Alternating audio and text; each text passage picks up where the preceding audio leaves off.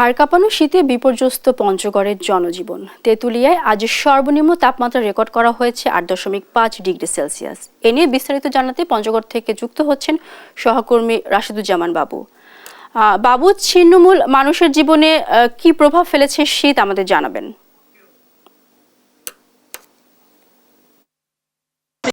হিমালয় কন্যা হিসেবে জেলা খ্যাত কিন্তু পঞ্চগড়, এই জেলায় কিন্তু আসলে বরাবরই শীতের তীব্রতা থাকে বেশি, যেই কারণে কিন্তু জনজীবনের যে দুর্ভোগ, সেই দুর্ভোগ কিন্তু আসলে লেগেই থাকে। এবারও ব্যতিক্রম নয়। এই মৌসুমের সর্বনিম্ন তাপমাত্রা গতকাল 7.3 ডিগ্রি সেলসিয়াস কিন্তু রেকর্ড করা হয়েছে।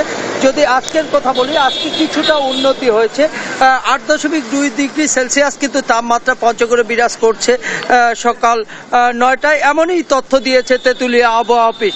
আমরা যদি এখন দেখাই আপনাকে যে সকাল 9টা পেরিয়ে গেছে, এর মধ্যে কিন্তু কিছুটা সূর্যের আলো দেখা মিলেছে, যেই কারণে কিন্তু আমরা দেখতেছি যে ঘরমুখো যে মানুষগুলো, সেই মানুষগুলো কিন্তু আসলে শহরে বের হয়েছে, রাস্তাঘাটে বের হয়েছে, জনসমাগম অনেকটা কিন্তু বৃদ্ধি পাচ্ছে। তবে অসহায় মানুষজনের কষ্টের কিন্তু আসলে শেষ নেই।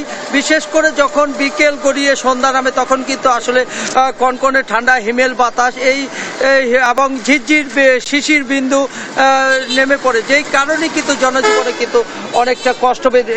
এর পাশাপাশি আমরা দেখেছি যে সে সময়গুলো সাধারণত হাট বাজার এগুলো কিন্তু জনশূন্য হয়ে পড়ে, অর্থাৎ অনেক লোক সমাগম অনেকটা কমে যায়। আমরা এখানে যদি আপনাকে একটি তথ্য জানাই যে পঞ্চগড়ে অধিকাংশ মানুষ কিন্তু কৃষিকাজের উপর নির্ভরশীল। এর পাশাপাশি আমরা দেখেছি যে চা শ্রমিক, পাথর শ্রমিক এবং বালু শ্রমিক প্রায় 30 থেকে 35 হাজার শ্রমিক আছে, যারা ভোর হলেই কিন্তু আসলে কাজের সন্ধানে বের হয়। এবং বর্তমানে এমন একটি পরিস্থিতি রয়েছে যে আসলে কনকনে শীত, ঘন কুয়াশার কারণে কিন্তু তাদের যে নির্দিষ্ট সময় সেটি বের হতে পারছে না, যেই কারণে কিন্তু তাদের দৈনন্দিন যে আয় সেটি অনেকাংশে কমে গেছে বলে আমার জানিয়েছে। এদিকে আমরা কথা বলেছিলাম ভ্যান চালক, রিক্সা চালক, অটো চালক কথা বলেছিলাম।